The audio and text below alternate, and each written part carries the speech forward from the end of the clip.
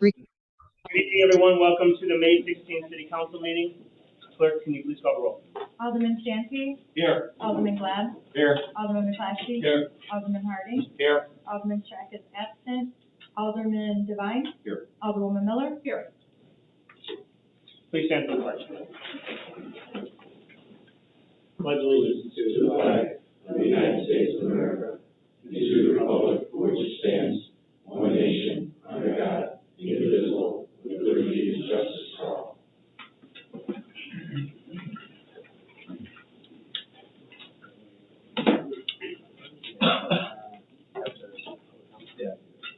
All right, first item on the agenda is public comment. These are for public comments made of items that are not on the agenda this evening. I see that there's some people here for public comment. It's all regarding street signs.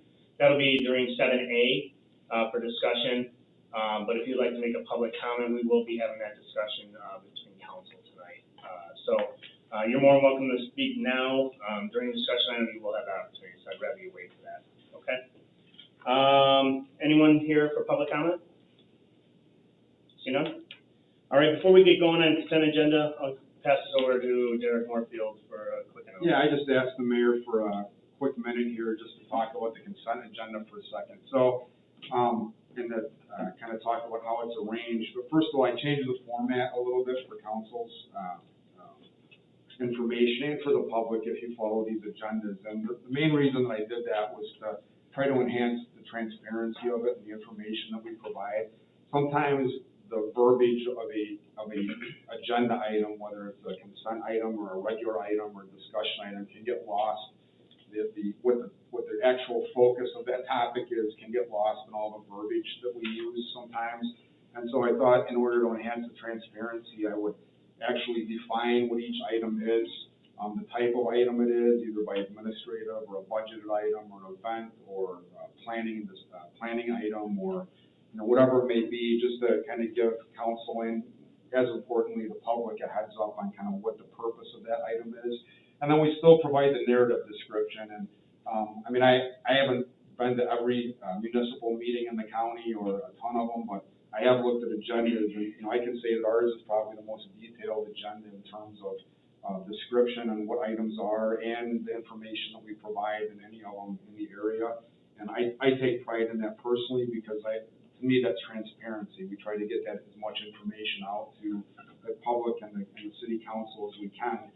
And then the last thing is about how things are arranged on here, because I often get questions, and I have over time, on, well, what goes on a consent and what goes on an action item and what is a discussion item and all that. And so I thought I'd take a second to hit on that. So typically, consent agenda items, for those items that are approved by one motion by council or in one motion by council, in my mind, the way that I arrange those are either items that are administrative in nature, that are previously budgeted items or items that have been approved by council through the budget process, events, especially mostly events that have happened in the past, not new events. New events we bring to council for discussion and input and to arrange them. And then on the action items, we often have, specifically if there are changes to codes or ordinances or variances to existing city code or the sign ordinance or whatever it may be, we bring those to council as action items. Budget amendments we bring to council as action items. Liquor licenses and video gaming we bring to council as action items. In short, those, or planning items, like tonight we have a planning item on there for the 2023 road program. Those things that have not been previously discussed or approved or specifically requested by council to bring back for further discussion or for action. And then discussion items are kind of new for us. It's an opportunity to just put an item out there for input by council and by the public that doesn't require action. So maybe we're looking for input from council or the public on an item, or council has asked for something to be put on as a discussion item that does not require action at this time, but we may bring back as an action item at some point in the future. So that's how items are arranged on here. There's quite a few consent agenda items on there tonight, primarily two reasons. First of all, it's early in the year, so it's only the second meeting of our fiscal year. So typically, You know, we try to get as many things going project-wise as we can early in the year. And related to that, it's a good thing. We have a lot of projects going on, you know, more than we've had in previous years. And so there's quite a few items that were on this consent agenda specifically because they were included in the budget and approved by council.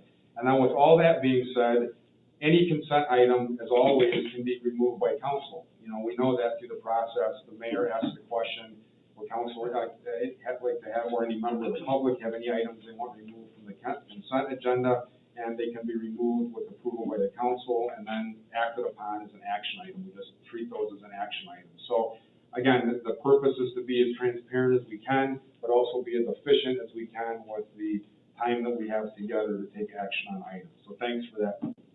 Thank you, Mayor. Thank you, Derek.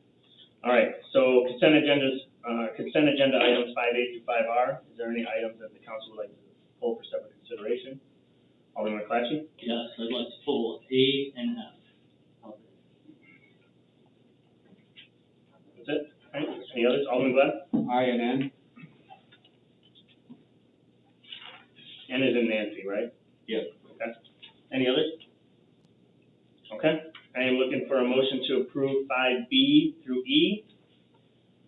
G Oh, B and F. B-F-I-N for removed. No, A. I'm sorry, A, F, I was I, right. N. Right. Mayor, I got once again. It's not very often, but I'll take it. I'll give you I need an approval, motion and a second to approve 5B through E, G and H, J through M, O through R. Looking for a motion. Alderman Santi? I'll make the motion. Thank you. Alderman McClatchy for a second. Second. Thank you. Discussion on these items. Alderman Glad. I just wanted to mention the fact that, I have a little bit of concerns about the fact that, with HR Green, that we are taking and, what do you say, we're changing our ordinance, to accommodate, negotiations between them and the city. And the way I look at it is we have a certain criteria, and, I think to some extent we should be sticking to that, no matter who the engineering service is. And that we should stick to, what our decisions are, and, not start negotiating with, those services that have, you know, do RFPs with us. Thank you. Alderman Santi? I'll just agree with that. I'll agree with that statement from Alderman Glad, and also just make a note to the public on 5B, the landmark. Great reading, very historical. Pamela Kellogg and a couple other people were in there. In regards to some of Jeff Barta had some interesting information in there, so it was great background on that corner of McHenry, the history of it. Thank you. Thank you. Any others? See none? Clerk, please call the roll. Alderman Santi, Yes. Alderman McClatchy, Yes. Alderman Glad, Yes. Alderman Harding, Yes. Alderman Devine, Yes. Alderwoman Miller, Yes. Thank you, council. Item pulled was 5A by Alderman McClatchy, who's administration, administrative hearing officer, appointment. Alderman McClatchy? Yes, I'd just like to do a shout out to Harry Summerall. Great person. I worked with him when he was chairman of the zoning board. His dad's outstanding person, and there's a lot of history in that family. And with that said, I'd like to make a motion to approve Molly Dolan as our next administrative hearing officer. Thank you. Do I have a second? Alderman Harding? I'll second that motion. Thank you. Discussion on this item by council? See none? Clerk, please call the roll. Alderman McClatchy. Yes. Alderman Harding, Yes. Alderman Glad, Yes. Alderman Santi, Yes. Alderman Devine, Yes. Alderwoman Miller, Thank you, council. I have a comment on that. Yes. I called Harry, and he's been here more than 40 years helping this place on various seats, including zoning, of course. So we're not done with him. He'll go through the summer, and we'll bring him back in the fall. Yeah, Great guy. Yep, he is great. Next item on the agenda is 5F, is also pulled by Alderman McClatchy, regarding the 2022 hydrant painting program. Yeah, Director, we normally painted the fire hydrants in-house, summer help or whatever, and and I get the sandblasting thing. So I guess my question is, how often do we have to sandblast them between paving? We're trying to do them on a 5-year rotation, and we blast and paint every time. Every time we paint them? Why is that? Just to give yourself. I know it working looks surface.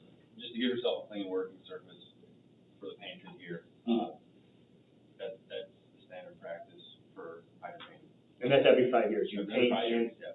I mean, there have been times where we've touched up hydrants without blasting them, but in general, on the 5-year rotation, it's a blast and paint.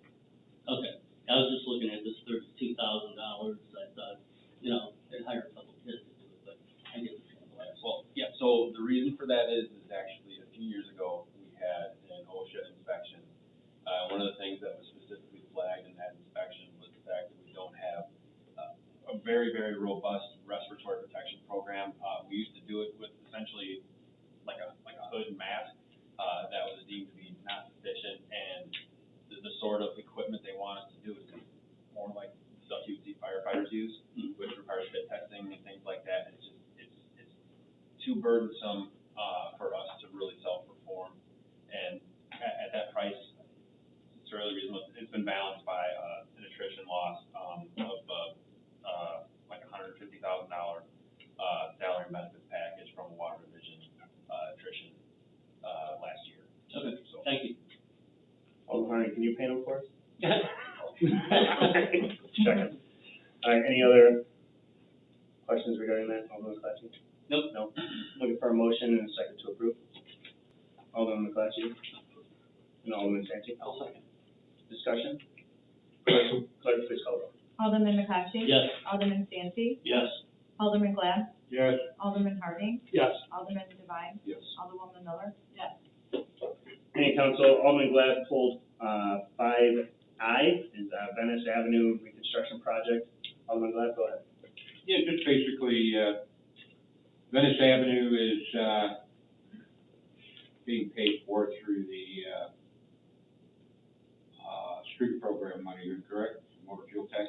this is a general fund capital. General fund. This year. Okay. It's not being pulled from the pool of resources for the 22 road program. Right, but it's for capital improvements, and, you know, Venice has been talked about probably for 23 years ago, ever since, the first meeting they had up in the Governor's House, many years ago. They first talked about the, redevelopment of the downtown area, and Riverwalk and everything else. And Venice was part of that program, and, I just feel that, rather than taking this from capital improvement projects, which are like streets, which this is, but this could be paid through the, TIP program, and I feel that's where that money should be coming from. It's not the project that I'm against, it's like where we're, allocating the money from. So I just wanted to make that clear. Thank you. Any other questions, comments regarding this? Alderman Santi. Yeah, actually, I wanted to also pull, 5I, but Alderman Glad beat me to the punch there. In the package, there was a number, I know we're only approving the engineering, I understand that, but you have a number placed in here of approximately 500,000 for this cost. Can you be more specific on that? Excuse me. Yeah, that's a transcription error on my part. I would say we're looking probably more in like the 300,000 range. All right, and I guess the other thing, I don't know the background 25 years ago, but when you visualize Venice Avenue and where it's at, and what we're doing here in regards to, pedestrian, space to move from Miller Point, get them to a destination or a location on Green Street, and thus being at Miller Point, they can then head north on Riverwalk, into, Riverside Drive area. I think it's key that we, present that area and make it as attractable as we can and reconstruct it, but then have that pedestrian area there also. kind of like running parallel with the Riverwalk, getting people from Miller Point to, back to Green Street. That's all I have, thank you. Thank you. Alderman Glad? Yeah, Troy, basically, the reason for that, the higher cost on Venice more than anything else is because it says you're removing the pavement, but then that's probably gonna be where we're gonna probably have to do a lot of base work on that street as well. Yeah, so we're anticipating some subgrade repairs, and we're also planning on basically framing the pavement in a combination of either raised or depressed curbs and gutters. We've done some essentially pre-stage drainage work to have those curb and gutters we plan on installing sort of hit the outfalls correctly. And then also the addition of, we don't have sidewalks out there, there's a few sections we're gonna build new sidewalks. It's a very unorthodox alignment to try and accomplish what we're trying to get through. Yeah. I was gonna say, especially considering that Venice is, a good portion of it is nothing but alleyway originally anyway, and I'm sure it's, probably doesn't have much of a base of any kind in there. You take a look at how many dips and curves and everything else in the pavement. I don't know, maybe $500,000 might wind up to be the cost of that, because I know if we're talking about a total reconstructive roadway, which that isn't even a roadway right now, I can see it being significantly higher than our regular street programs because of it. And not saying that it doesn't need to be done, I'm just saying that I can understand why your estimate's so high, and hopefully it won't be that high. Any other questions, comments regarding this item? Looking for a motion and a second for 5I as presented. Alderman Santi? I'll make the motion. Thank you. Second? Alderman McClatchy? I'll second. Thank you. Clerk, please call the roll. Alderman Santi, Yes. Alderman McClatchy, Yes. Alderwoman Miller, yes, Alderman Devine, Yes. Alderman Harding, Yes. Alderman Glad, Yes. Thank you, Council. Next item was pulled by Alderman Glad. 5N is McHenry Riverwalk special use permit. Alderman Glad, go ahead. Yeah, I still, when we had the discussion on food trucks, I just don't feel that bringing food trucks in, that are going to possibly, give competition to our existing restaurants that have the brick and mortar there. I wouldn't have a problem with food trucks from the existing businesses, but, bringing them from out of town that, again, they don't have any, skin in the game other than the fact that they have their trucks and the $50 a day charge. And I haven't seen any menus of what they're gonna, I mean, you talk to some people that have gone to festivities that, there might be 20 or 30 different trailers, in a huge festivity somewhere, and the different types of food and how great it is and everything else. You don't know what they're gonna be serving. I mean, they're gonna be serving, hamburgers that you could be buying down the street, or are they going to have something, totally different? And, if I knew what the menus were and they weren't in direct competition with our businesses that are here, we'd have a problem. But, what we're doing is we're just leaving it open to, if they bring in the food trucks and serve what they want. And if they're $2 cheaper than, the brick and mortar, or well, I just don't think it's good for the businesses that are established there to see these, without any kind of, knowledge of, what they're coming in with. I mean, we're not just talking, a hot dog stand, we're not talking just, funnel cakes, stuff that isn't available at these restaurants. And, I'm sure if they're paying $50 a day, they're gonna be looking at a little higher ticketed items. Thank you. Alderman Santi? Okay, just to confirm what we're looking at, what we're voting on tonight, it's 2 trucks on Saturdays and Sundays, and the time frame is 12 to 6, and 12 to 5, 12 to 6. 2 trucks max. 2 trucks max, okay. This is we're looking at this as a 1 year, this is a vote for just 1 year, is that correct? Just 1 year. Let's Okay. see how it goes. Yeah, because I definitely had some concerns, and I had one-on-one discussions with restaurant owners They did express some concerns, especially on Saturday.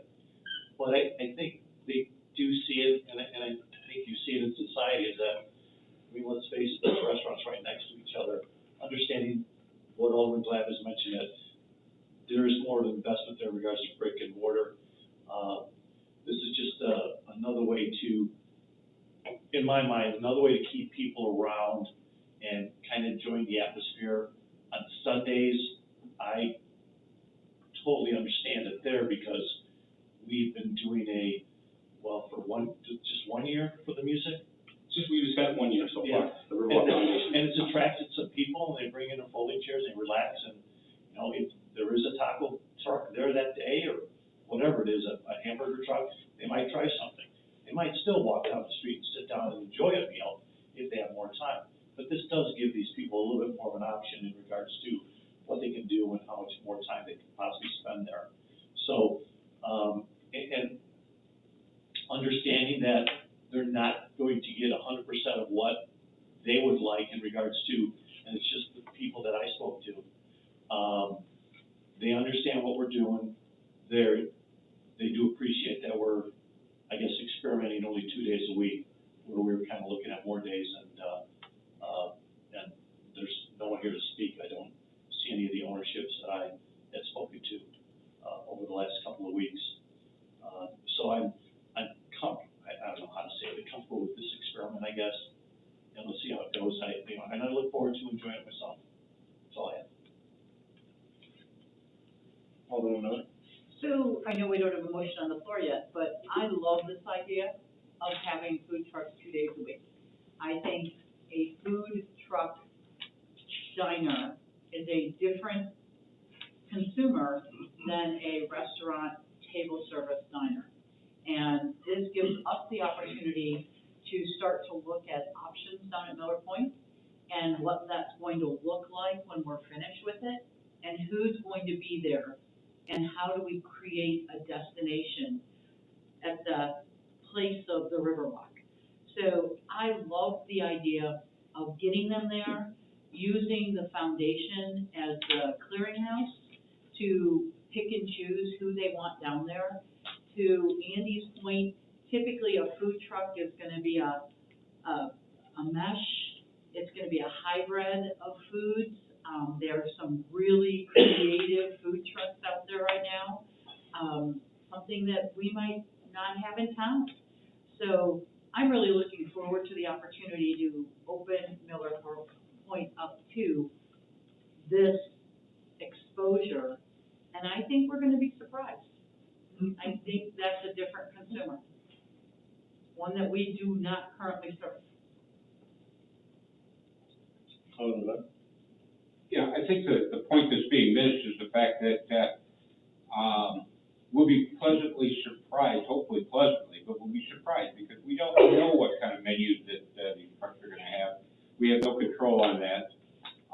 We're just basically allowing them to, rent the space from the McHenry Riverwalk Foundation, and again, they don't have the authority, we do, and, if we're approving something, we are approving it half blindly, because in our minds, we feel that, oh, we want to see these trucks. Well, that's fine and dandy if we want the trucks, but we should know exactly what those trucks are going to be selling, and what we're approving, rather than, to me, I think we're approving it blindly that way.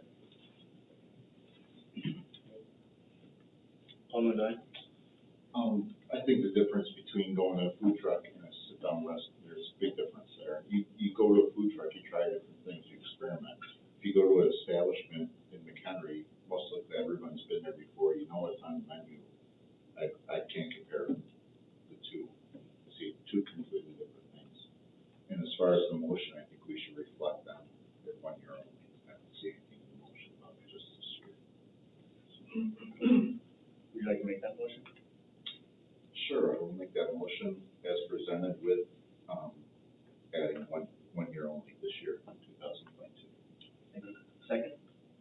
Alderman Sandy? I'll second. Discussion? Clerk, please call the roll. Oh, sorry, no, hold on. My only other comment is you go to a food truck for the surprise of what they're serving. You don't go to a food truck looking for a fixed menu. It's what they have in the truck, it's what they bought that day at the fresh market, and that's part of the fun of eating at food trucks, is that it's gonna be a different experience with every truck and every place you go.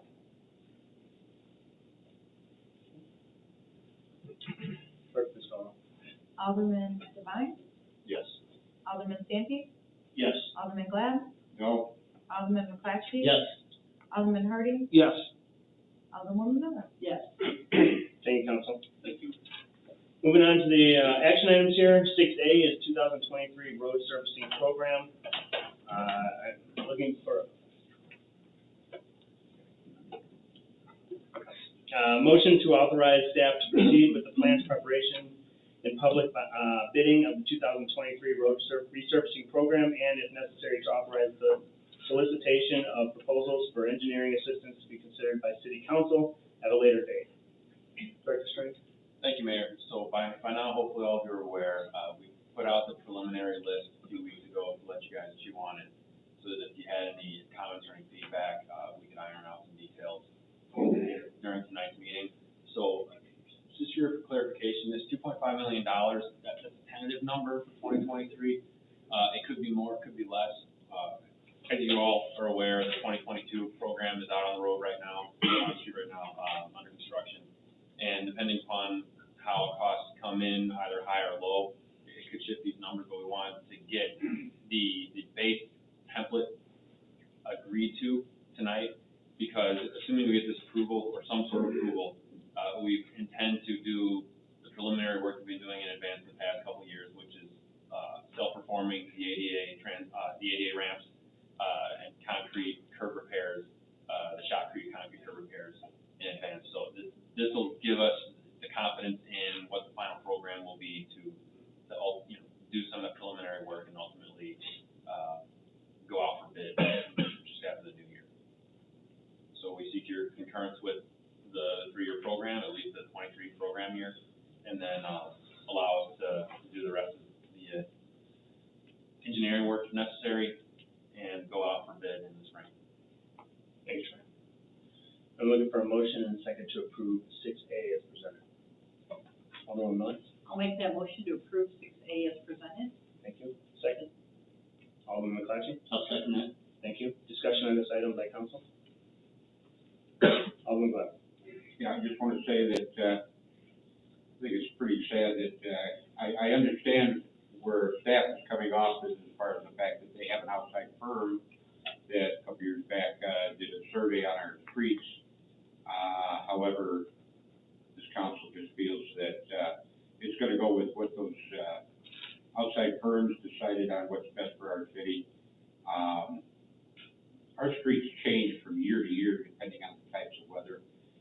Some streets take, the ice and snow, the plowing and everything else differently than others. And, it's a great tool that we had when we had the study done. But that thing should be manicured every year, it should be evaluated and changed. I mean, I'm still looking at, we're looking at 2 more years out for Kensington. And Kensington is the worst street in the city. If you take a look at the top pavement. And everybody you talk to says that. And not just the people that live there, but the people that drive through there, that have been there, say that how bad it is. And I'm not just gonna fight for Kensington tonight, it's the fact that maybe we need to be looking at those, and maybe every alderman should be looking at the worst streets that they have in their ward, and then comparing them to this list, and then deciding, is this the way we wanna go? And if an alderman brings up a street, maybe the rest of us should go out there and take a look at it, and compare it to some of these streets that are on that program. Like I said, it's a great tool, but like any other tool, if we just keep it rigid, we could be losing out on, some streets that need to be done first. And, if we wait too long on some streets, if they get bad enough, then you might be talking to reconstructing. We already talked about reconstructing is finished. So I'm not in support of the way we're doing it, and I'm sorry, but I'm not. Thank you. Alderman Santi? Sure. Yeah, this year, how much money are we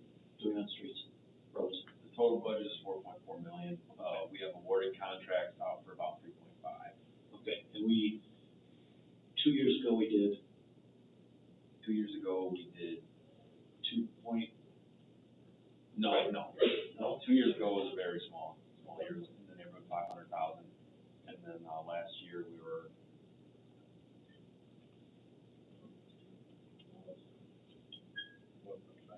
and then last year we were in the neighborhood of, 2,152. So we went 2, or slightly over 2 million, and now we're at 4 million right now today, correct? This year, yes. Okay, and then next year we're looking at, it's an estimate, 2.5. Correct. Okay.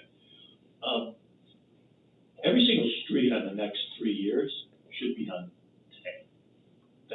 I don't think anyone's gonna argue that point.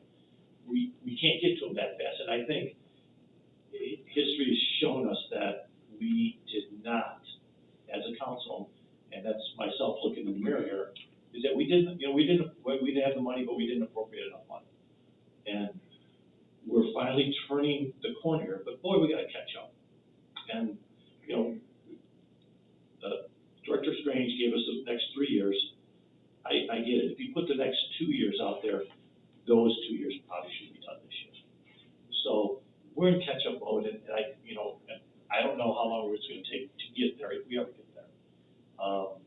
But it's an aggressive number. We're doing, I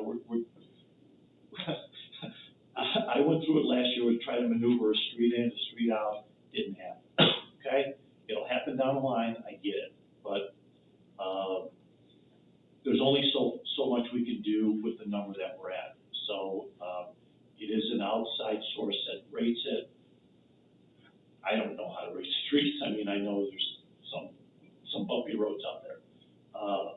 But I'm happy that we're investing this amount of money. We could triple it and do more. I mean, if we could triple it, we need to do it.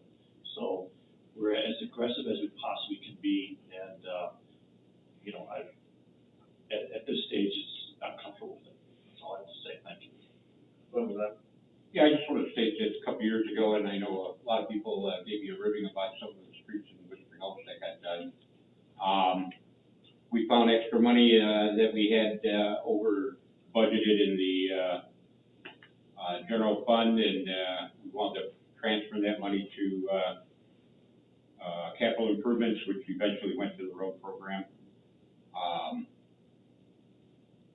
Some of those decisions were made by common sense decisions, and that's the fact that at the time, this is even before Troy was on there,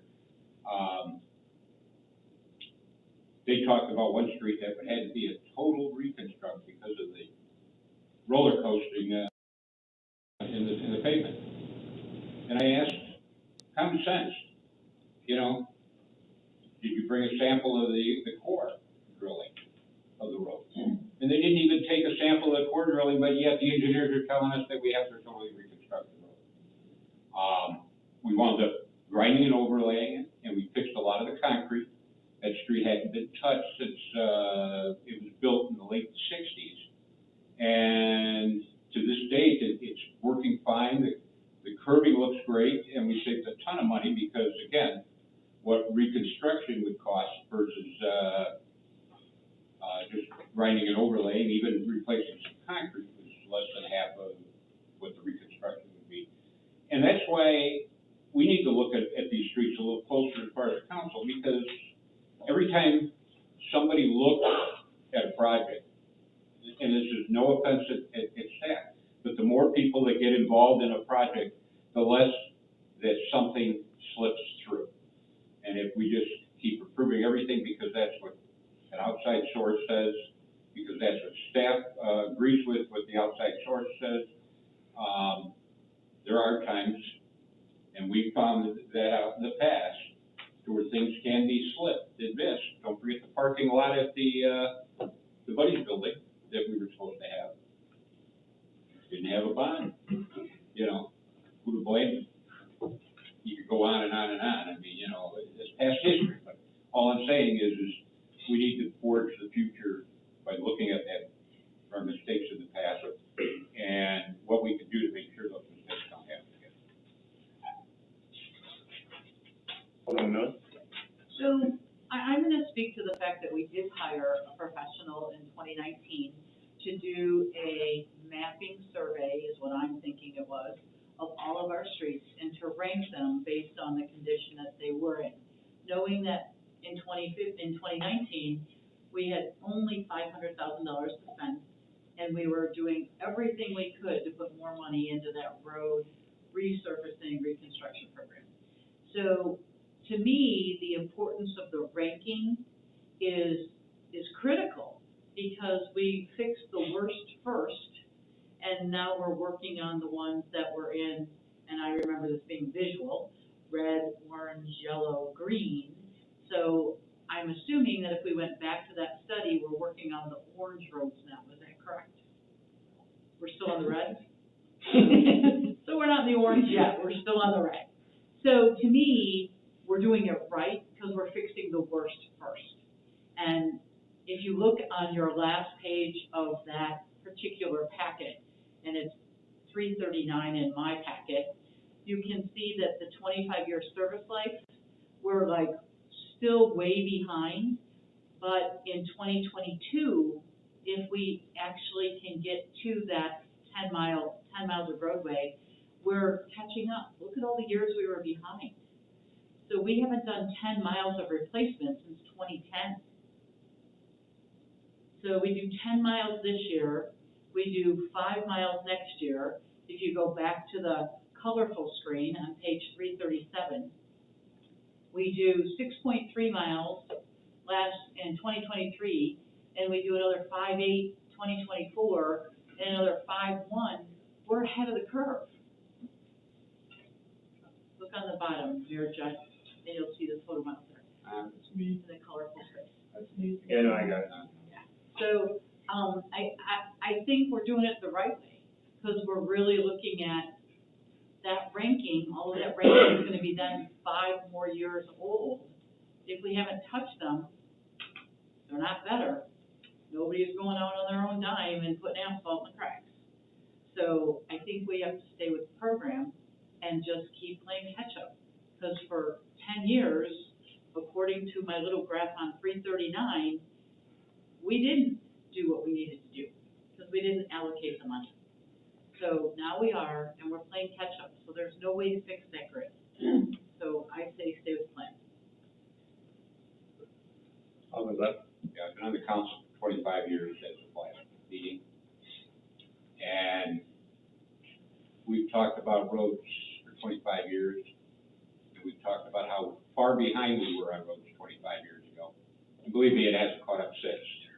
And we've watched a lot of new development over the last 25 years, and that's more streets. And we've seen a lot more streets that now are on the program to be resurfaced, less than 25 years later.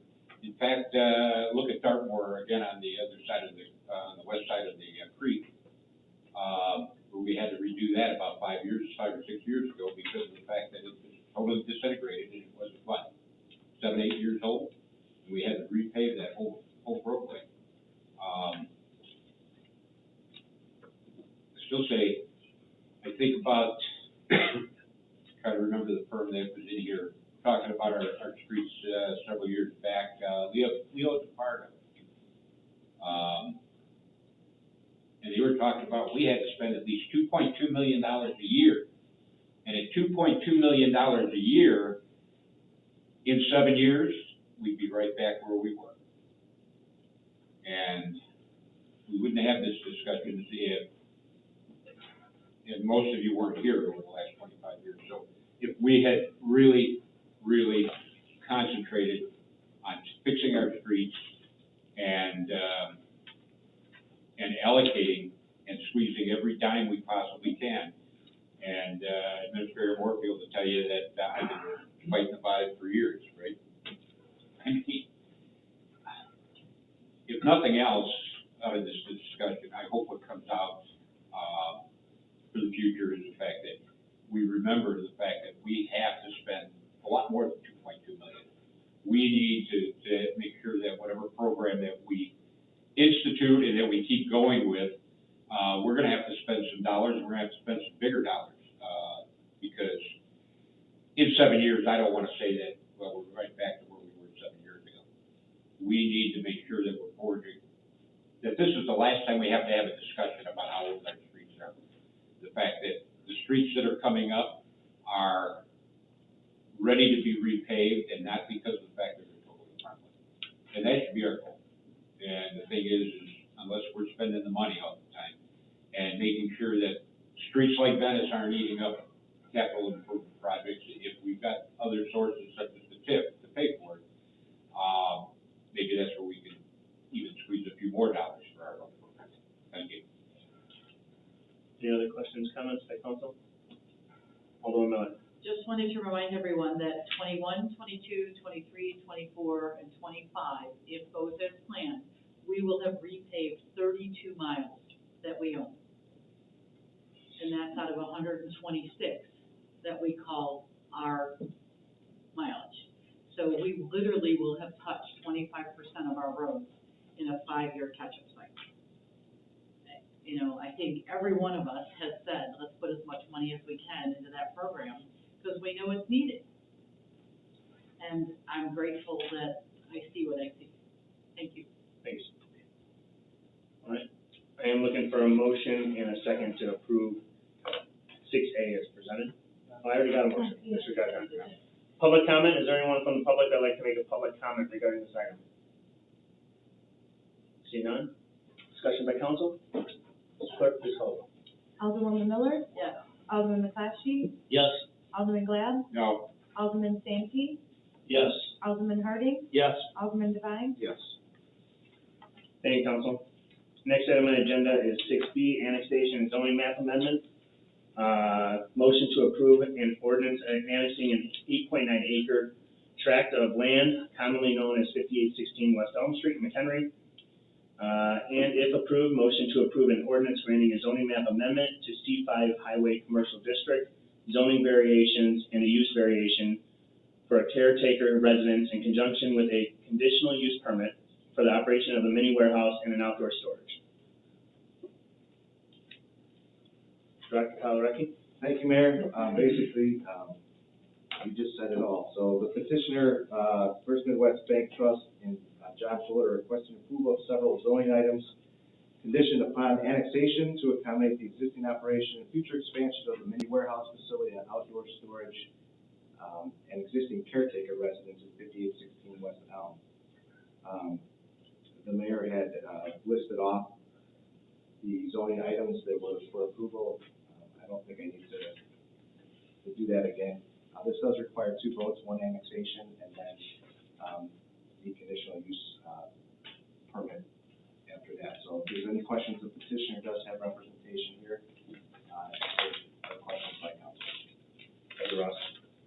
All right, open it up for, no, I'm looking for a motion and a second. That long 6A really messed me up, so. I'm looking for a motion to approve 6B as presented. Alderman Miller. I'll make that motion to approve 6B as presented. Thank you. Second? It's With the, Oh, 2 separate. Well, all right. Do you have to do 2 separate If as a there's mayor? a split in the vote, and of course, let's break it out. But he's got to vote on the I know, annexation. he can vote on 2, he's good with that. But if there's a split, then we're gonna go back and redo it. Either way, the council wants to do it. So the first one, the first motion from the annexation where Mayor Johnson voted. Okay, then let's do that. Okay. All right, so looking for, Yeah, so that's I'll up make to the motion annexation. to annex. okay. Second? Alderman Santee? Yeah. Good with that, Joe? Discussion regarding this item by council? Alderman Santee? How much of this storage area is part of this 8.9 acres? I mean, do they take up all of this right now, or is there some space? No, they actually, have, this is, they'll be taking up more of it. This is also approving their future expansion. Okay, so there is land there to expand, and this is being annexed tonight for that Correct. land. Okay, thank What you. you're approving tonight also includes the expansion of the facility. Okay, thank you. All right.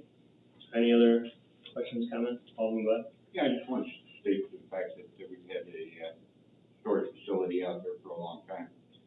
And it is very peacefully been out there without any problems. We have a very similar one that's been on Orleans for I don't know how many years. And its storage places, granted, they don't always look as nice no matter what they did.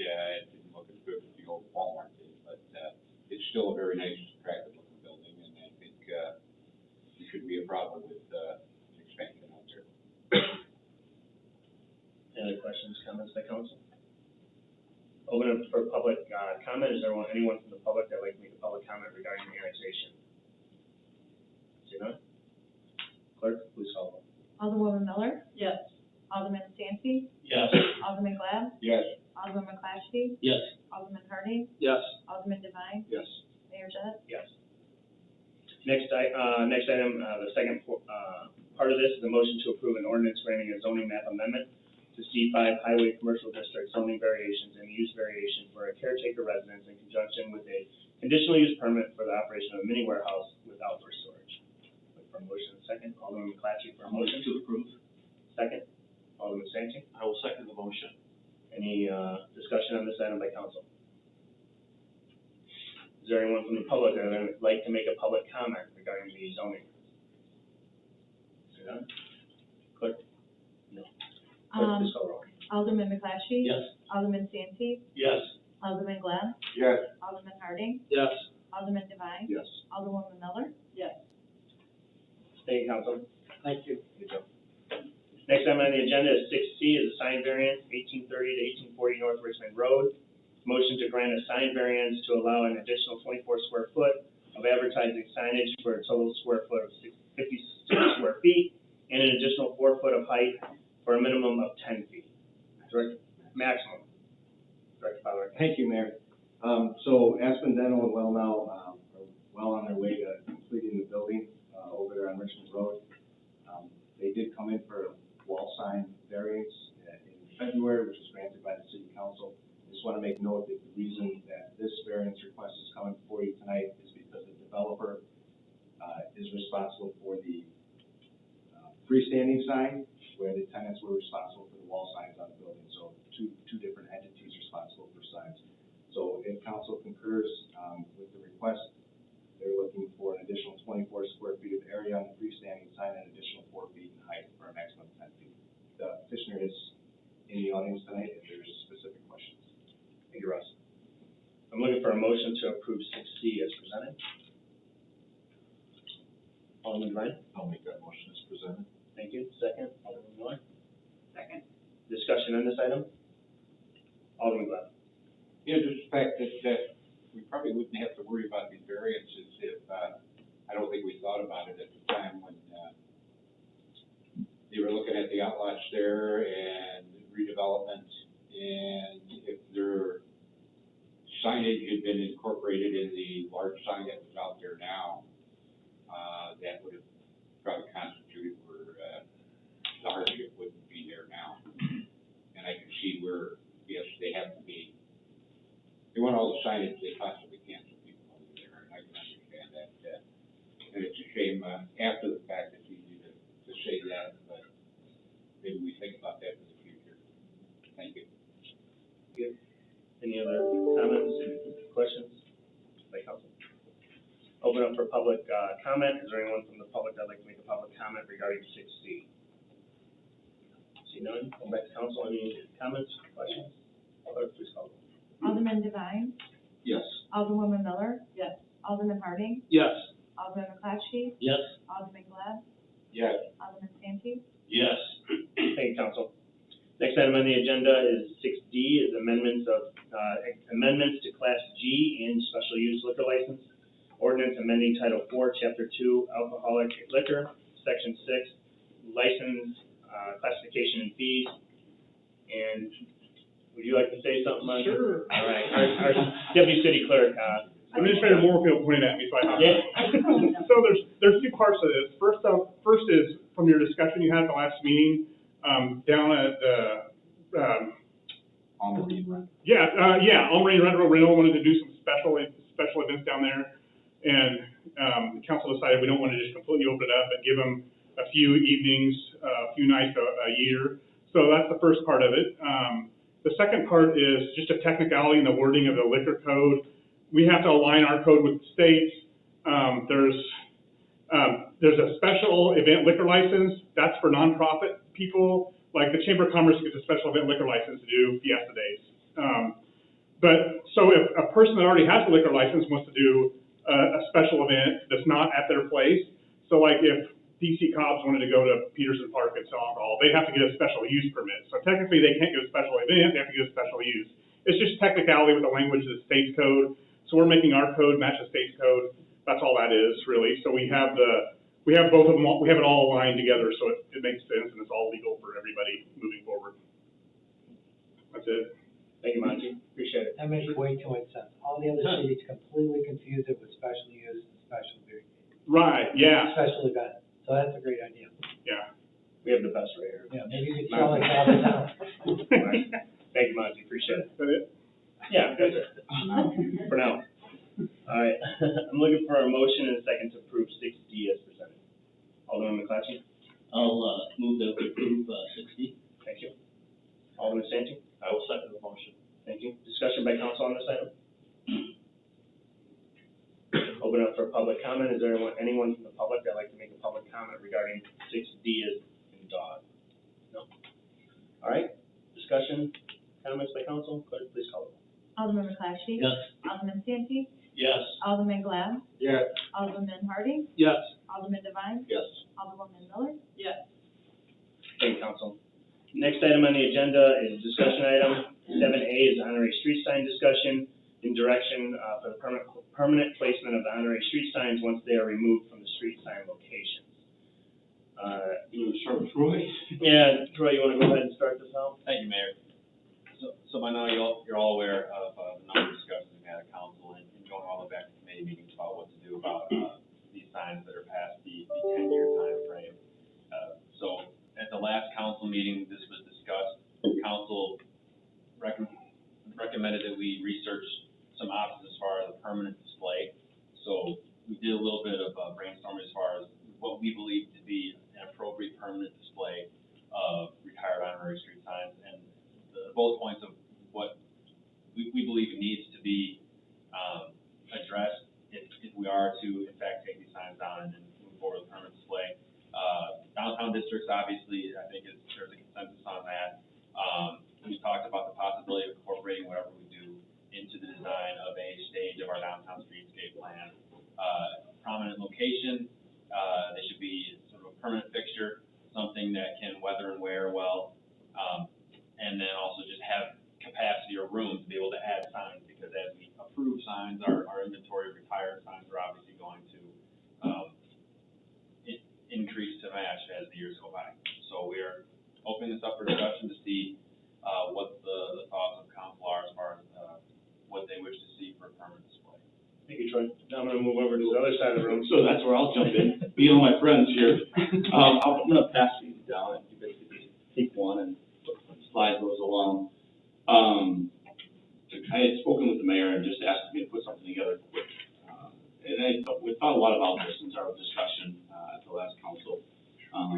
What do we do? What's the best way to honor these prominent citizens that have deserved this notoriety while keeping it with the confines of the program? We looked at a number of different locations.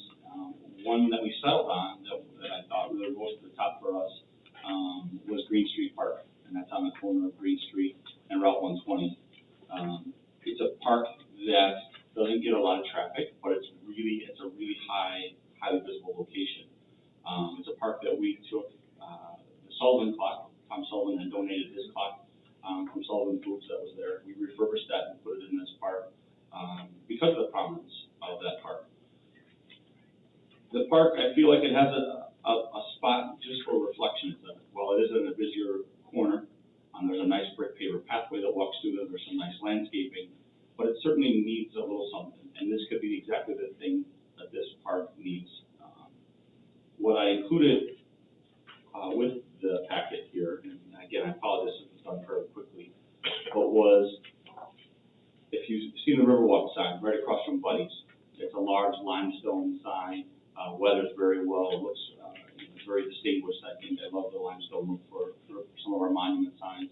It has a nice tile top to it that kind of keeps that flow of the, when you add on to another one, you can kind of keep that flow. It has the ability to add on to it. The third page is bronze plaques. You can have bronze and actually have color behind it. So we could do something that would be, let's say, I don't know, we got to fit whatever that sign happens to be, but on these large limestone columns, we can put 2 to 3 rows of larger, not anything, when you look at the Riverwalk, the add-on plates on the bottom are small. They're intended to be small because of a lot of there's more donors.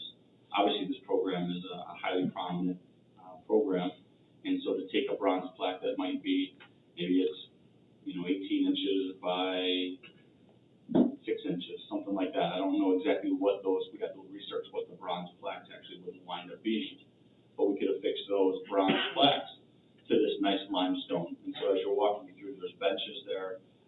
It just is a spot where it's completely dedicated to this. You walk through and it's and I don't know what we call that. It's not really a memorial walk, but there's something along that line that it really, you could put this in the landscaping, you can walk up to it, you can touch it, it becomes that tactile item where you stop and it's completely dedicated to these citizens that have been nominated for this program that deserve that prominence.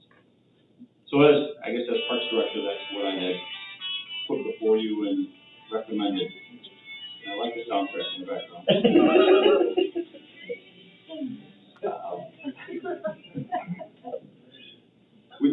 So this is what we had landed on as a department, and I know that we had some conversation, even as staff here, so, I'll be happy to answer any questions or take down notes or suggestions that you might have. Thank you, Bob. So what we'll do is, have the council, have a discussion on this, and then we'll go ahead and get the public involved as well, and then we'll go back to council. So, council, any comments, questions regarding this right here? Alderman Miller, go ahead. So, first off, I'm grateful that we're spending time and energy on this, because it is important to continue to honor the founders of our community and the people who have given so much. So I don't feel that this is a waste of our time to make sure that this is done right. And I think we are on the right path of creating a special place to honor them. And this is awesome. One of our contributors that had emailed all of us, my friend, you're here, stand up, Mike, wave, say hi. There you go. He had suggested bricks and carved bricks. And I think carved bricks are something that maybe you haven't looked at yet, Bill, or I don't know if you did or did not. But I think this kind of a setting that already has a brick paver path might be more suitable away from the bronze to more of a brick or a carved brick and create some monument-y thing out of bricks.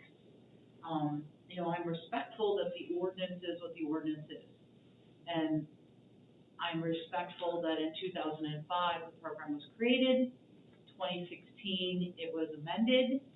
We have to live with that amendment because that's what it is.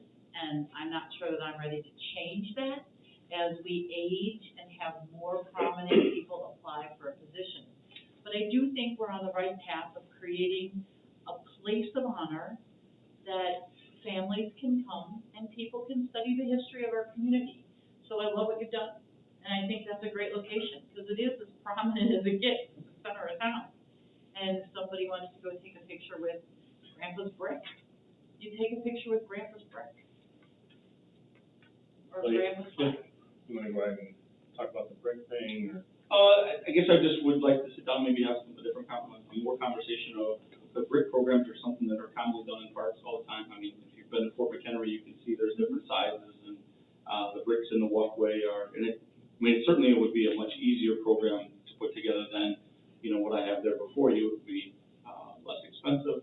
It's just what exactly we're looking for. So a brick program is a relatively easy one to pull off. And then again, it already is a brick paver pathway that walks right through that park. So it will be an easier thing to do. One of the Bicentennial Plaza in Springfield, they took a whole city block and paved it. And the border are bricks that you're buying in memory or honor of someone. So they literally are taking out a brick and putting in a brick as the event happens. The center is red brick pavers, and the entire border is in memory or honor of. And it's amazing to just walk down that block and look at every one of those names. It's like, okay, in loving memory of, in respect of, so you got to customize that brick. And it's just a beautiful program. So I think we're on the right track. Alderman McClatchy? Yeah, I'd like to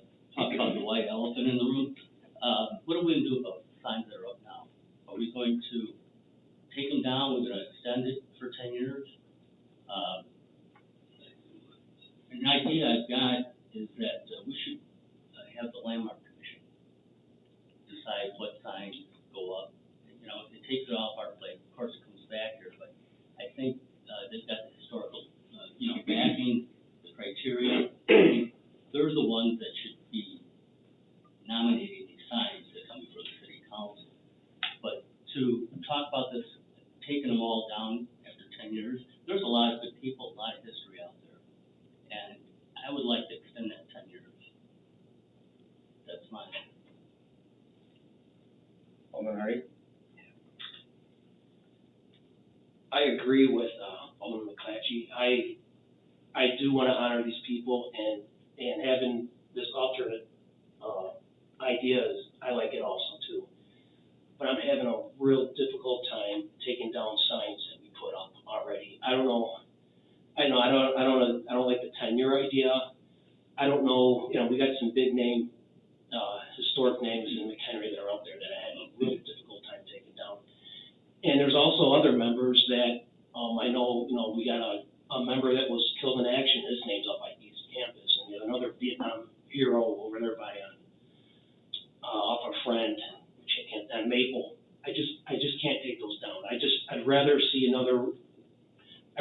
either pause the program, or after this year, we end it. I don't really want to do that because I really believe this is a high honor, but I'm really having a difficult time taking down any of these signs that have been put up. Alderman Dunn? Number one, I want to say the fact that by leaving the signs up, we actually take away from the importance of those and the impact of those signs. Because when you put up the other ones, it's just more of a clutter of signs over a period of time. That's why it was decided that many years ago that we would only put them up for so many years and that would be it. And again, you wouldn't know the history on that because you weren't here. We've discussed it twice already as far as changing the timeline. But most important was the fact that if this program was going to work, it was going to work because of the fact that it's an honor, and we give a lot of past names that still haven't gone up, that people haven't, requested signs for. And when those come up, everybody wants them on the most visible corners. And are you going to wind up with 8 or 10 different signs on a corner? And yes, it is nice to see that name on the street corner. However, wouldn't it be better to have, instead of what Mr. Hobson's got as far as this, having something a little bit broader to where we can actually have the names inscribed on a solid wall? And I don't mean a 12-foot high wall, but maybe a 6-foot high wall, even in this park. And if we had to, then you put it around the perimeter. And you get either the actual sign itself or a rendition that may be smaller that's similar to it with a little bit of an inscription underneath it that explains who that person was, why they were nominated and why they were selected, and what the importance those names are to the city of McHenry. And what you could do is you could create a place for all our kids out of these schools to come on a field day and learn about the history of McHenry from the people that actually created this town and supported it over all the years, rather than you got a name on here and you got a name on there. And then you have to explain, especially for anybody that's, let's say 10 years from now, you got a kid that's 15 years old, he's not going to know who John Doherty is. Not unless somebody has to explain it to him. But if he reads it and he sees that name, he'll know what John Doherty is about, or he'll know whoever else is on there, and he'll know that this person died in Vietnam, or this person died in, I can't remember the one that was on Bonner, what war, what skirmish that he died in. But it would be like a learning tool to teach about the history of McHenry, of the people that this town was all about. And that's what I'd like to see created, rather than just a name, but let's get an inscription in there so that people know who these people were and what their importance to the city of McHenry was. And I think that is more of an honor than just leaving a street sign. Thank you. Any other comments? Alderman Sandy? Yeah. Okay. Okay. All right. What Alderman Harding brought up, I kind of attach a little bit more to that. Signs that are up today, I'm not sure how we do it, but I'd like to see the families have an option to renew it for 10 years. And then move it to this display area. I'm not against it. I'm not really married to green and elm. I do want it visual as much as possible. Yes, that's a big corner. Is it a busy pedestrian corner? I guess I could argue either way. So that's the two things that I'm looking at. And in regards to the 10-year renewal, the ball goes into the family's court, where it's presented to them as a 10-year. You've got the option to renew another 10 years, but you have to make the initiative to the city to say, I want my grandfather signed up for another 10 years. Just, an application or whatever, just something like that. It just has to be done just to keep it on display. Once again, I'm going to go back to Alderman Hardy. The veterans, I'm going to have a tough time taking those down, period, end of story. But there's 2 or 3 of those. Two. There are two in Iraq war fatalities. Okay. All right. So let's hope as a city and as a community, it's few and far between that we have to place those on. So that's my thoughts. And then actually, the last thing I have is that I appreciate the people that are here tonight, and I'm really going to appreciate the ones that step up to the podium, just tell us what their thoughts are, because I want them to be listening. Thank you. Thank you. I'll move that.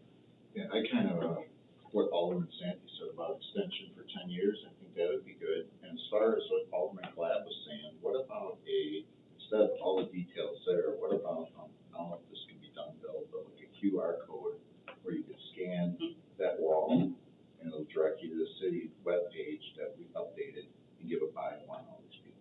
Then we could work with the Landmark Commission, maybe they can find more details or, somebody can dig into this. And that way, it's not just there, you can actually look it up. It brings history back to life. Yeah. Alderman Miller, did you have? I'm good. Any other discussion by council? Alderman Beth? It's, Alderman McClatchy's comment about the Landmark Commission taking and making the recommendations. I think means a lot more that I can think of several, and especially the war veterans that were lost, unless their families had come forward and requesting those signs from the public. I think they would have been mentioned, and therefore I don't see the Landmark Commission making that decision. That's what the city council's here for. And if we can't make those hard decisions, we don't belong here. Simple and easy. Whether it's favorable or not, it doesn't matter. We have to make some tough decisions, and maybe not everybody is going to always be happy with our decisions every time, and maybe not even half the time, I don't know. But the thing is if we were elected to be here, we were elected to make those choices. We shouldn't take and pass it on to somebody else. Thank you. Thank you. Alderman McClatchy, go ahead.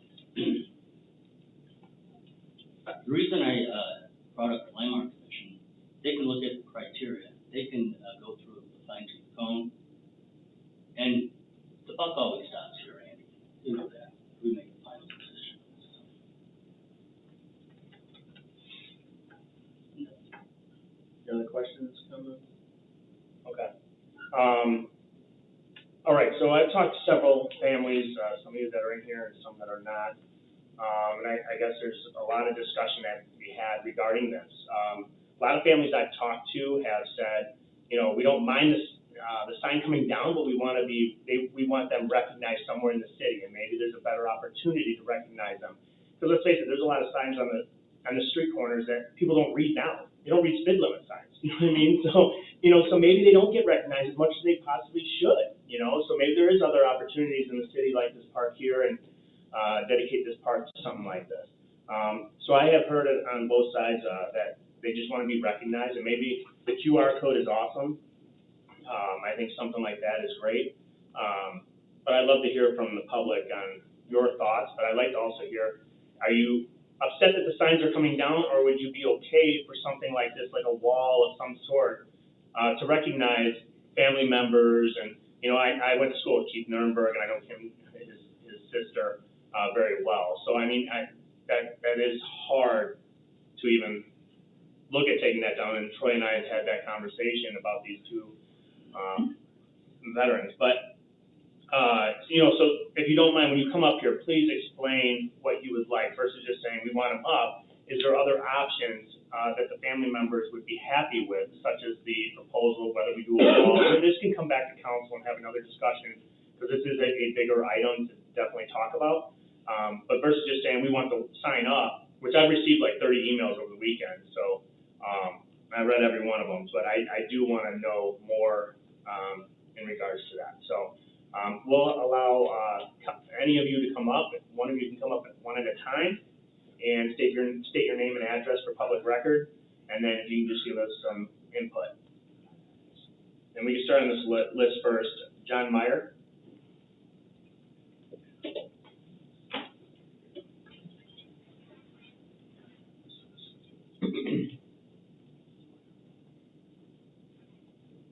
Sorry, I'm having surgery next week and I can't get COVID.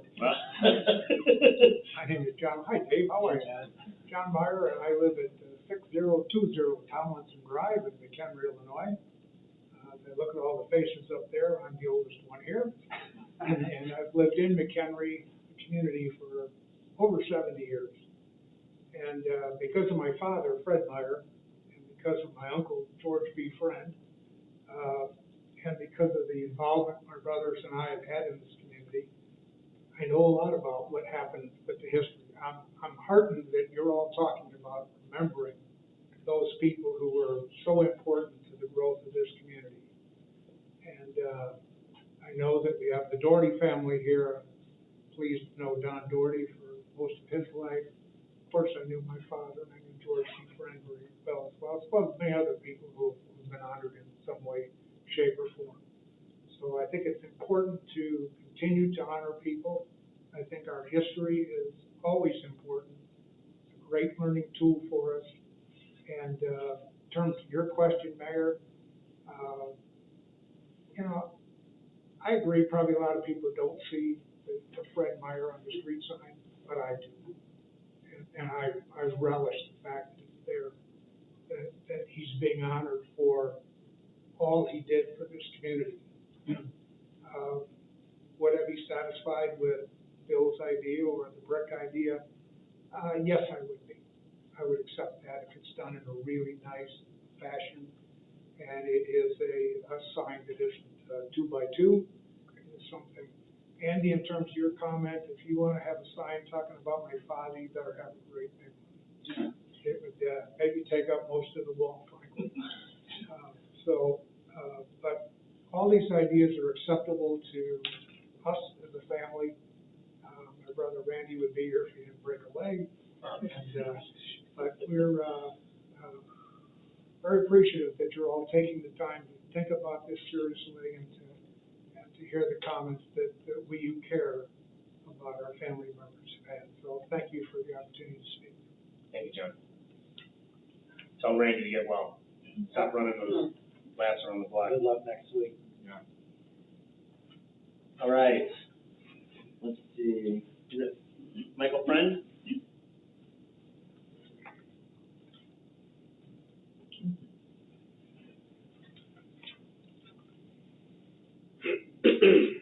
Evening, my name is Michael Friend, 739 Big Sky Trail in Cary.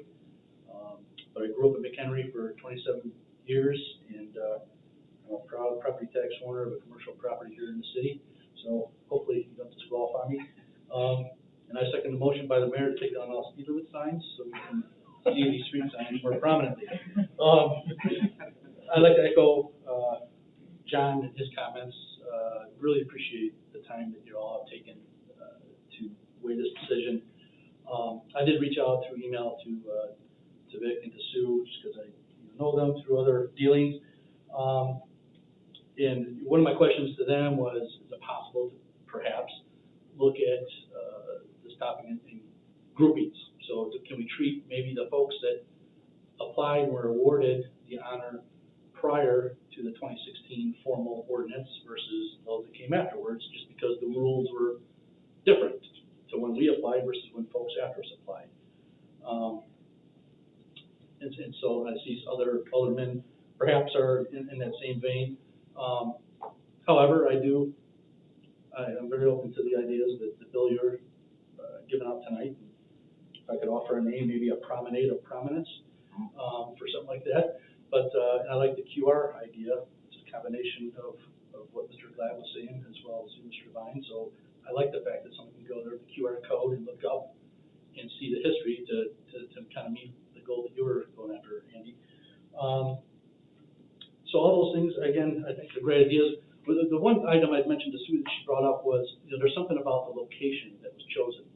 The location had to be justified in the application. So why did we pick that location? So that's part of the story. Again, John, as just you said, it means something to you when you see your dad's name there. And that's where I stand. I'm not saying we got to pour a new sidewalk or something like that, but is there a plaque or a brick or something you put at the intersection where the sign comes down as we make room for other people to be noticed? But at least it stays there in that location. It means something, to the folks that apply for it. Again, the wall that you're suggesting meets that same criteria, and actually the QR code actually tells a better story, I think. So I really appreciate that idea. And then I guess I agree with, to me, the servicemen. I mean, my dad, he did so much for the VFW, and taught us that you always have to make sure we honor our men and women that served, and even first responders. I mean, if I ever sit there and think about Mark Amor or Mark Juice, and I think, boy, someday we could be taking down their sign. I mean, that's like the other folks that you've mentioned. That's just gut wrenching. It's like, how do you do that? So I'm wondering, are there exemptions for those types of folks?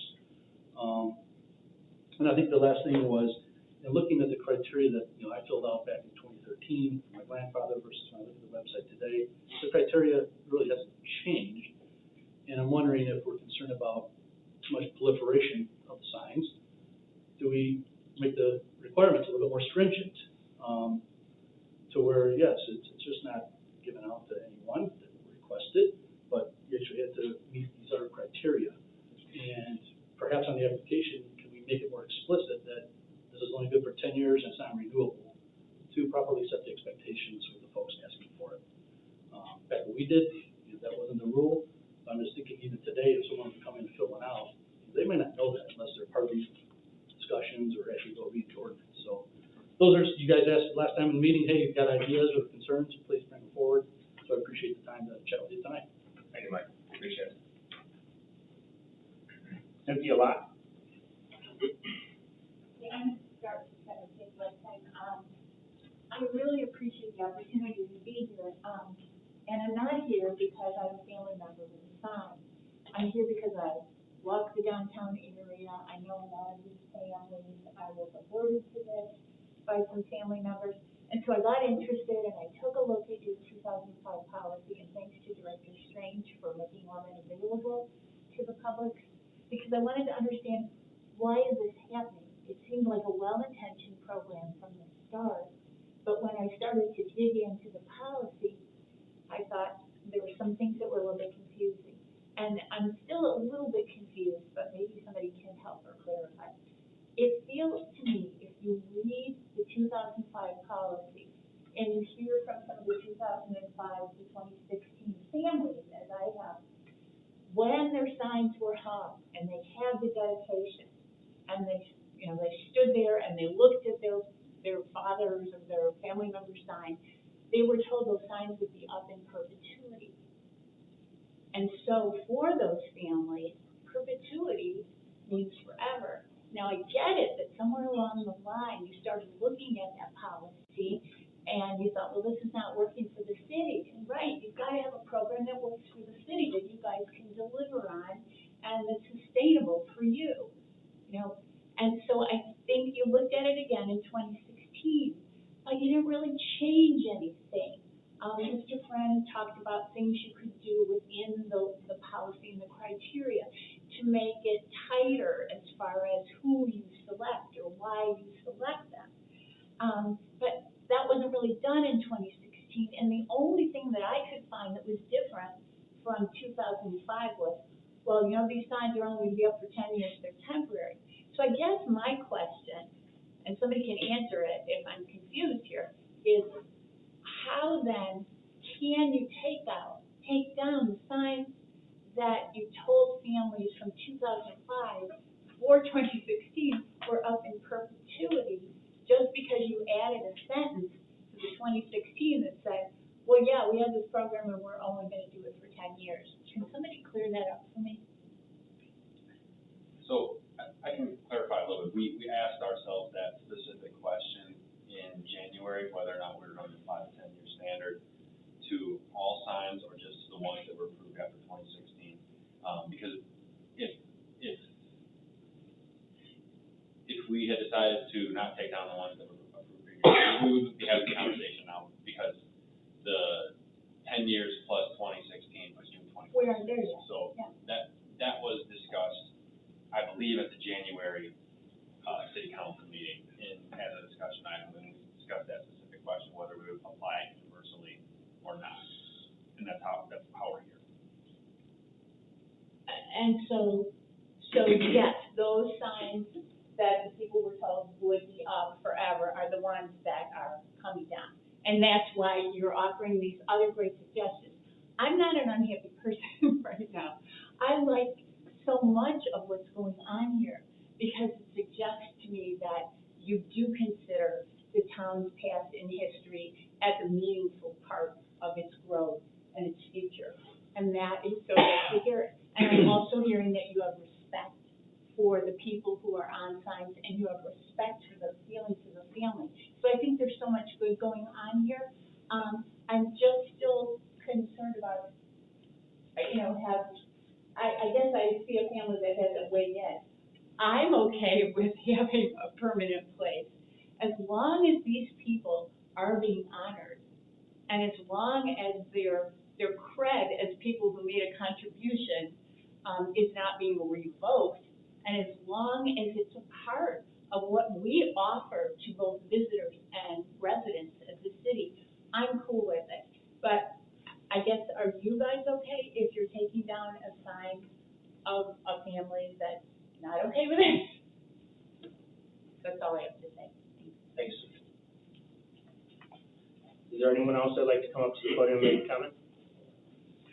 Once again, please state your name and address for public record. My name is Celeste Tiedemann. I live at 3504 Broad Street, McHenry. I've lived here my life. And I just want to show, I brought some pictures of my dad when he got the sign. And I couldn't believe I found this, and it was a great day, and at least he saw the sign being put up. And I'll make this short because I know I only have a few minutes, but I talked to my son, and we will continue to honor the legacy of Donald P. Doherty in bigger and better ways. But I'm glad that at least he saw the sign being put up, and, you know, now it's come to taking it down. Broke my heart, and broke a lot of other people's hearts, because every time I go by that sign, I know my dad walked the sign back and forth, back and forth, back and forth to Bolgers, to the county board, to the city council meetings, you know, and I just wanted to let you know that I will continue whatever you guys want to do, but I really wish that you would just keep it up. Just for 10 more years and, you know, renew it, like, I would really appreciate it. And I got some of my family members here too, and the Myers, and I really appreciate everybody coming tonight, so. Thank you. I appreciate it. Any other comments by the public?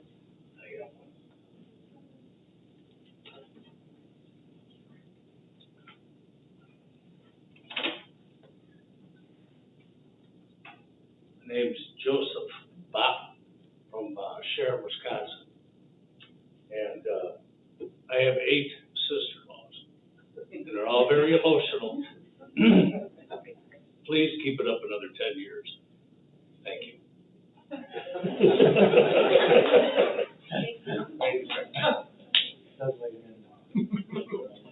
Any others that would like to make a public comment? Okay.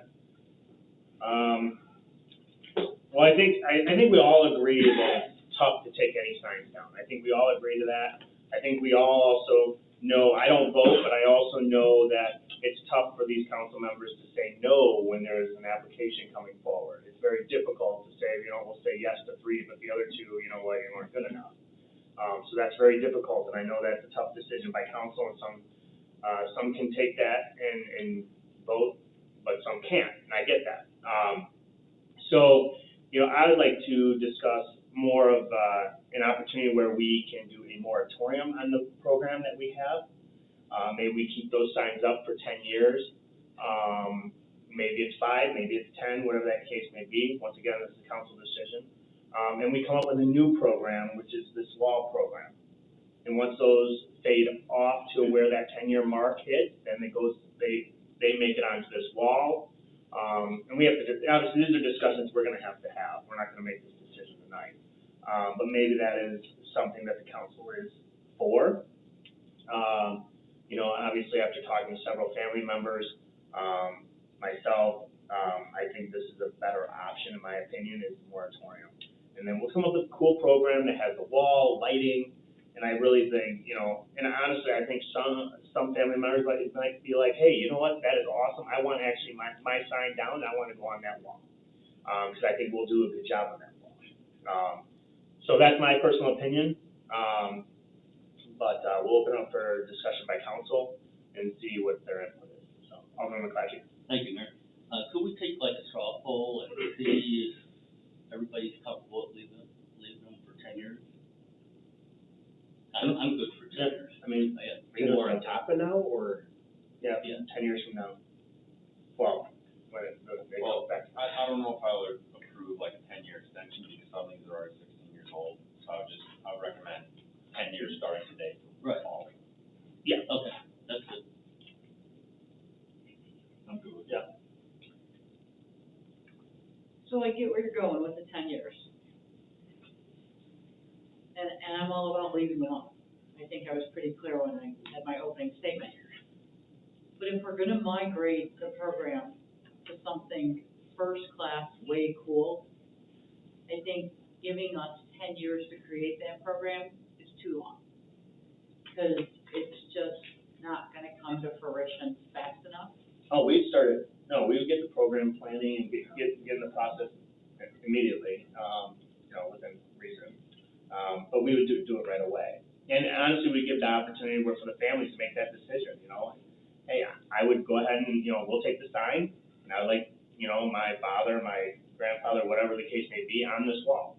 It's hard for them to make a decision without physically seeing it and touching it, but I think once there's a design made by Mr. Hobson and staff, I think that it'll be a wall that people will be like, oh, I want my family member on that wall. I want them to be recognized. I mean, there's a lot of people don't even know, they see a name, but they don't know who they are, especially high schoolers and, people that are moving in town, they have no idea. Even if you search, sometimes you can't find that, which is sad in itself. But I think that if we have something like a QR code or something like that, I think that's an awesome idea. Andy's ideas, I gotta say publicly, I don't always agree with Andy, as many of you know. But I actually love that idea, you know what I mean? Like, Andy hit it right on the head. It's a good opportunity to really make it so people know who they are and what they did. So I'm hoping that we design this wall in a great way. I think a lot of these family members would actually like to be on that wall versus the sign. But at least this is their opportunity to where, once we get that wall going, they have that opportunity to take the sign down or leave it for 10 years. And I'm good with that, as long as we're committing to not kicking this can down the hill and making sure that these founders are honored with respect and first class. Right. No, we'd get on it pretty quickly. So, so just to clarify, so there'd be, the street sign program would end, a moratorium, no more consideration of street signs, so we just end it, and we come up with a new program for the wall. The caveat is that the family members of those that have street signs up already have an option to go on the wall, immediately, or migrate over to the wall after 10 years once the street sign, expires. I'll make that motion. So, We would. we would come back, we'd have another discussion, so you all get to come to another council meeting. But I mean, for the majority of council, does the majority of council agree with that plan and at least come back to you with a bigger drawing of what this would look like? Yeah, I'm sorry. I apologize. Alderman Santi, go ahead. Something, there's gotta be in my mind, there's gotta be something there for, like, we have the 2 or 3 veterans, and I think Mr. Friend brought up, another category. First responders. Because when you do bring up a gentleman like Mr. Justin, I mean, he's been in town most of his life, and devoted a lot to 9/11, and, he involved himself in everything, volunteering, donating. So I see that as I don't know how to say it, but it's gotta be something there that just kind of, maybe give them the same option too, and possibly a little bit stronger in regards to, let those stay there, if the family decides. I don't know what, that's my thought right now, just thinking out loud. And I think before we even bring it back to council, we'll make those phone calls. Okay. And, and I can make those phone calls or whatever, just to talk to the families and, see, some of them don't even live in town anymore, so they might want something on the wall, I don't know. You know what I mean? So that's a conversation we can have with each one. Thank you. Yeah, Alderman Glenn? maybe the veterans should be, displayed separately, how we have veterans park. Isn't that an excellent place to put our veterans as far as honoring them? Maybe we ought to look at that. Because they were given signs not for the history of this town, but as far as the sacrifices they made, as being for the country, coming from the country, and that's why they were honored. And maybe, again, being war heroes, maybe the best place to honor them is that it looks like Veterans Park. And maybe that's something we look at. So it doesn't have to be all rigid and everything goes one way or everything goes another. But the question I had was, just with what we approved recently now, signs that are going up, are there any conflicts with some of them that were supposed to come down? Not these ones that were approved. We had one application, on that intersection on Third Street that we had to move to an alternate location. But it was the Laura Wilhelm application. I don't remember all of them, actually, the first location we looked at was already taken up. And then a few years ago, we had, K-base sign, we had to move, 2-3 times over before we found it. So if we're gonna do a moratorium, there's no conflict right now as far as. For what's going up this year, the last 2. No, okay. Thank you. Alderman Miller? Do we have any new applications that we've not reviewed? This year, no. Okay.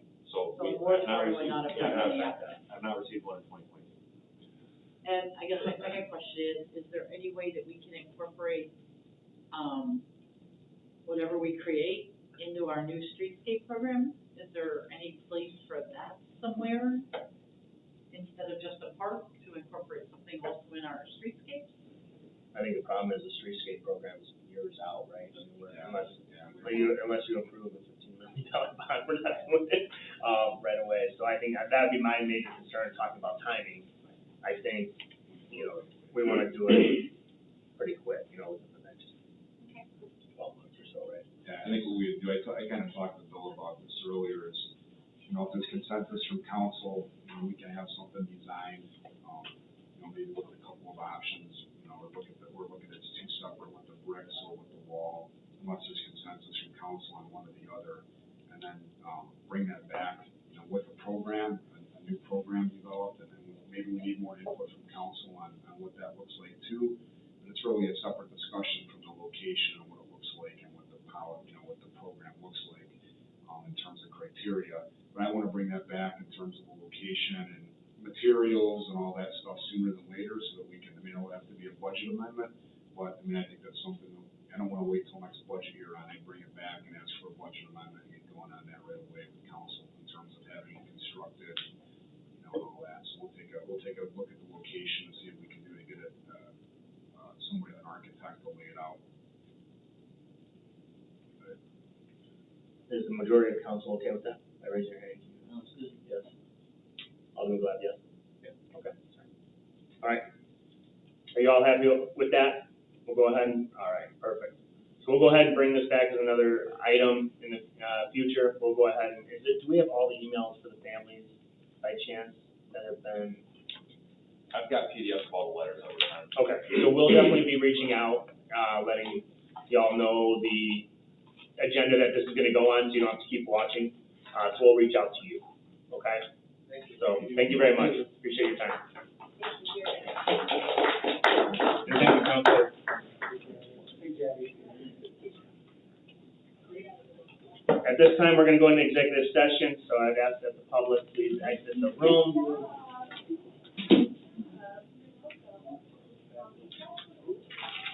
Including you, Joe Meyer. Please get out. Bill, can you just see if there's anyone out there? Yes. Thank you. All right, roll call. Alderman Santi, Present. Alderman Glad. Alderman Glad. Oh, yes. Sorry. Alderman He's McClatchy. Here. Alderman Harding. Here. Alderman Devine. Here. Alderwoman Miller. Here.